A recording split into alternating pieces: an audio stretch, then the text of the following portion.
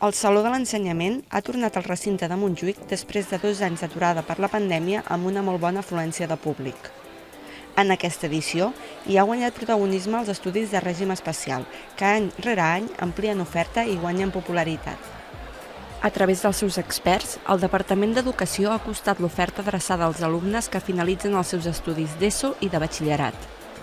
Doncs després de 2 anys de pandèmia, pensem que és molt important tornar a tenir el contacte amb els nostres futurs alumnes i poder-los informar de prop i amb totes aquelles informacions fidedignes de la nova oferta, dels nous plantejaments, dels nostres ensenyaments, perquè evidentment tenim ensenyaments esportius, que estem treballant amb tots el que siguin els alumnes que poden ser entrenadors de diferents categories esportives. Tenim els ensenyaments d'arts plàstiques i disseny, amb cicles formatius de grau mitjà i de grau superior. Tenim els ensenyaments d'arts escèniques, en el que hi ha els títols propis, els 8 títols propis que hem desplegat, comptant amb ells i de nova creació les danses urbanes per l'any que ve. Després tenim els ensenyaments de música i dansa.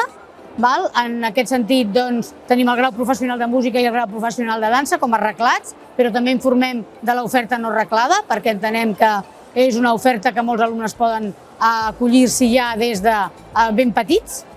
I després tenim els ensenyaments d'idiomes, que oferim els 15 idiomes que oferim a les escoles oficials d'idiomes per als alumnes que volen certificar-se o bé d'un B1, d'un B2, d'un C1, d'un C2 en funció dels idiomes. Els ensenyaments d'arts plàstiques i disseny es cursen en les escoles d'art que es poden trobar per tota Catalunya, en centres públics i en centres privats autoritzats. És explicar sobretot als alumnes de l'ESO i batxillerat que estan interessats en els estudis artístics, que volen estudiar des d'algun ofici d'arts plàstiques o arts aplicades que es deien abans, com la ceràmica, les arts aplicades al mur, els vitralls, fer esgrafiats, etc. O els estudis més encaminats cap al disseny, com la decoració d'interiors, el disseny gràfic, la comunicació audiovisual, etc. Llavors informem tant els alumnes de l'ESO com els de batxillerat, perquè els de l'ESO poden seguir els cicles de grau mitjà i els de batxillerat podrien seguir els cicles de grau superior. Pel que fa als ensenyaments esportius, capaciten per exercir professionalment la modalitat i especialitat esportiva escollida.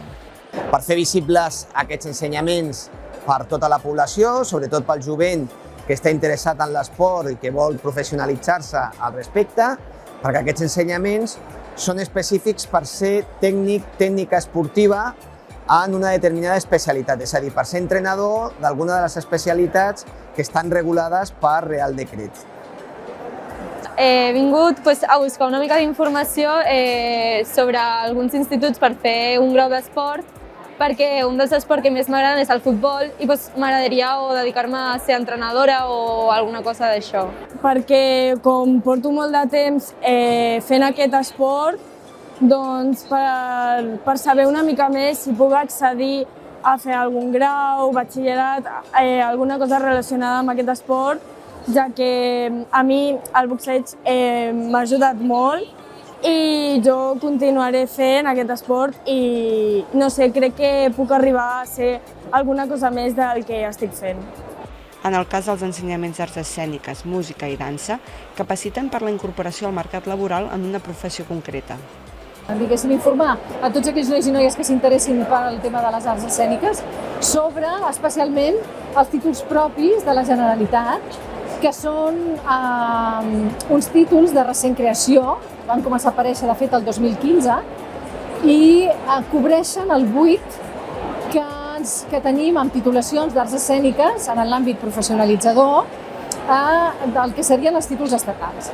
Aleshores, des del 2015 hem estat creant diversos títols. Tenim un títol de grau mitjà d'animació en circ, un títol de grau superior en arts del circ, un altre títol superior en tècniques d'actuació teatral, 3 títols més relacionats, també que són d'àmbit superior, relacionats amb tota la part tècnica de l'espectacle en viu, que són la maquinària escènica, la sonorització i la luminotècnia, un títol en tècniques de direcció coral i el que ha sortit més recentment és un títol de grau mitjà amb tècniques de dansa urbana.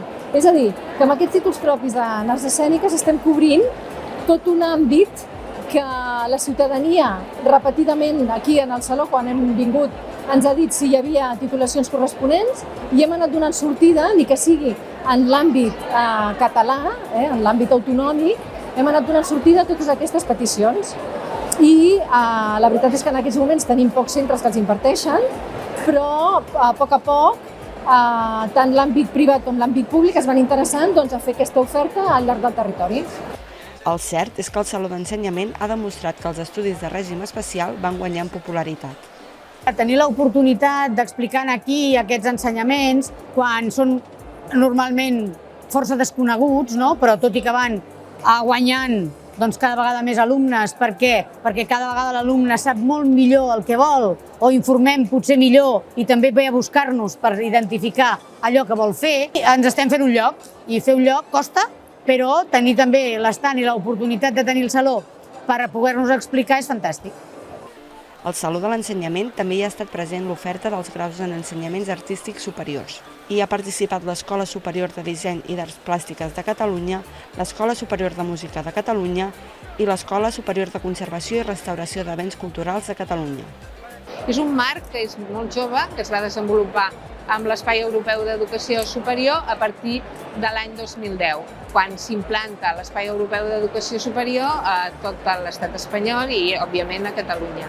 Llavors, això vol dir que a nivell acadèmic els estudiants que opten per aquests graus de caràcter artístic després poden promocionar a nivell de màster i també a nivell del que serien ensenyaments de doctorat si continuen tot el que és la seva trajectòria acadèmica o llavors fer la inserció laboral en cada una de les disciplines.